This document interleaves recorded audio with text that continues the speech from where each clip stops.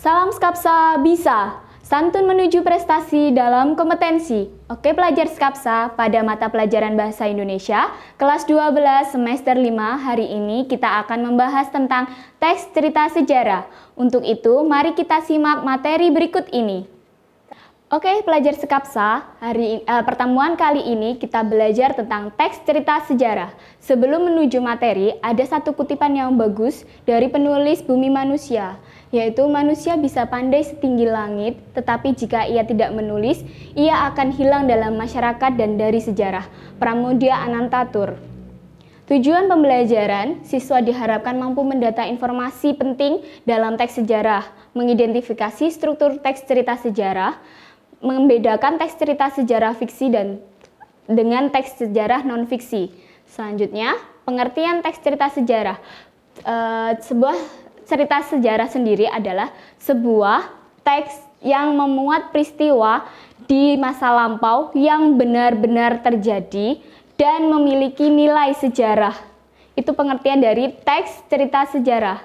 Selanjutnya, teks cerita sejarah sendiri dibagi menjadi dua, yaitu teks cerita sejarah fiksi dan teks cerita sejarah non-fiksi.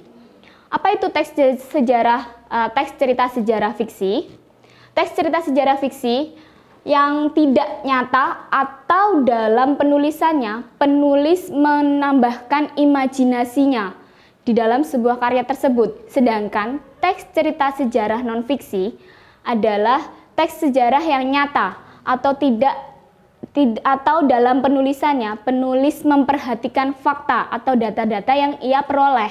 Selanjutnya, agar lebih jelas, kalian bisa memperhatikan tabel ini. Ada perbedaan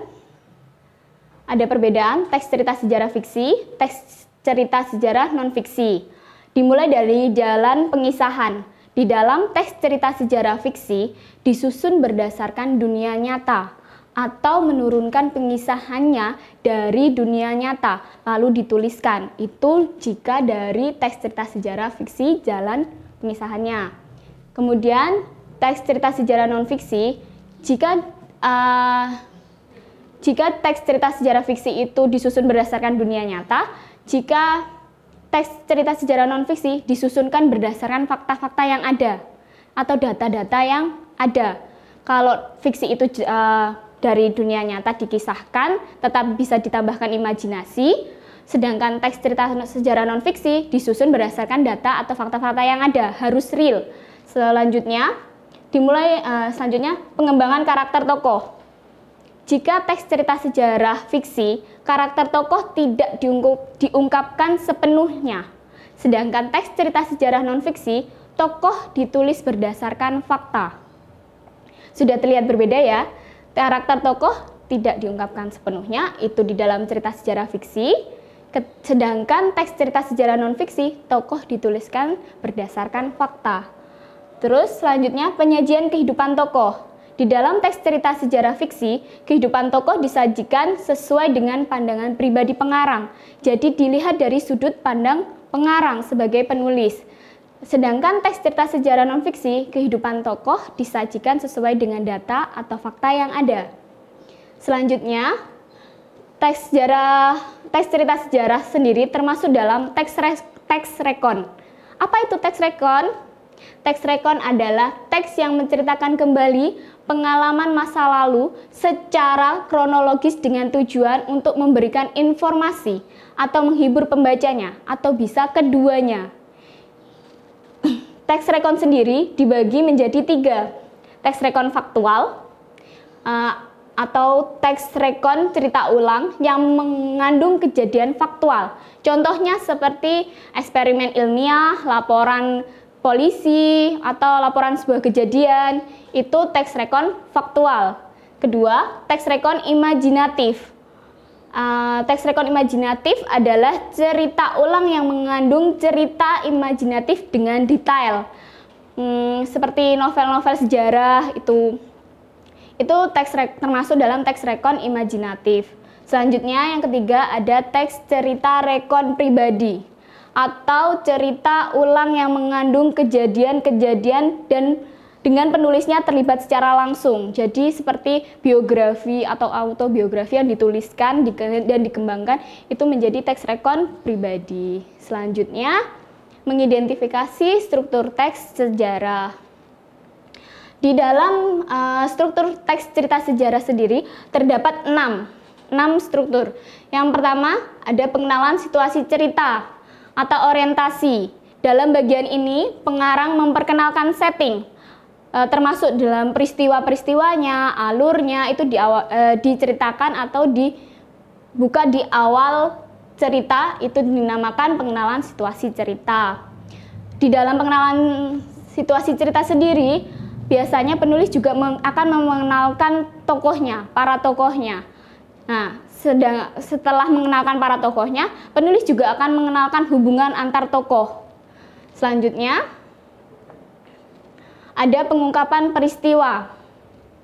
Pengungkapan peristiwa sendiri, di bagian ini disajikan peristiwa awal yang menimbulkan berbagai masalah. Jadi pengenalan dulu.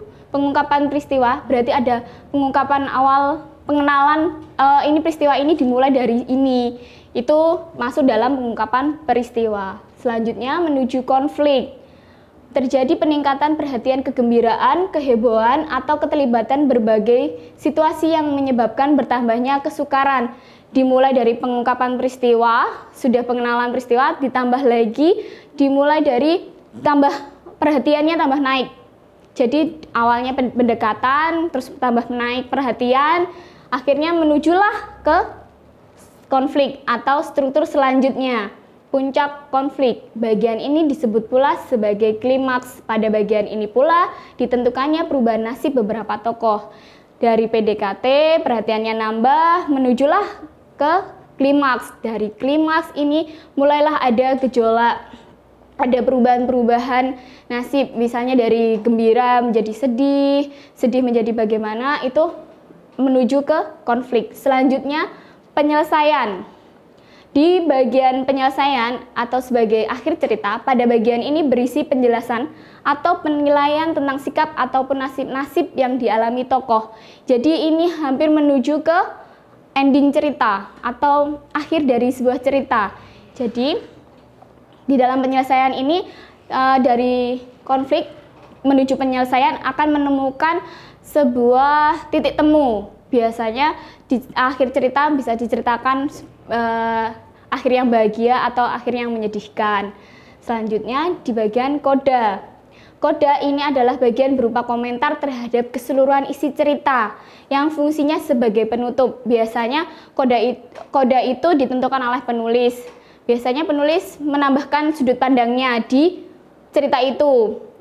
Bisa jadi berakhir bahagia, berakhir sedih, tapi menurut penulis. Tapi tak banyak juga, tidak jarang juga penulis itu membiarkan akhir cerita itu begitu saja. Akhirnya mengakibatkan pembaca menerka-nerka. Apa sih akhir dari cerita ini? Begitu.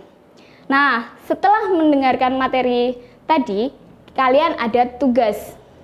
Apa itu tugasnya? Nah, jawablah pertanyaan-pertanyaan berikut dengan jelas.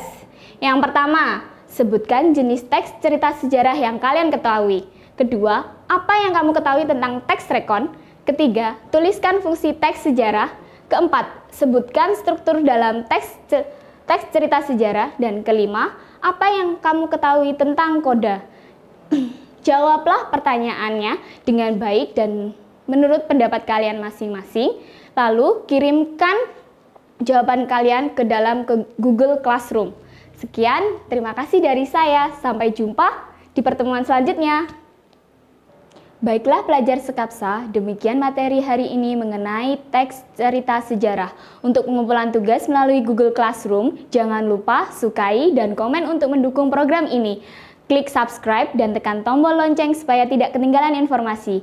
Dan bagikan jika menurut kalian video ini bermanfaat untuk orang lain ya. Sampai jumpa di video kita selanjutnya. Salam Sekapsa Bisa. Sekolah Berbudaya Industri berkarakter wirausaha menjadi idola sekediri raya.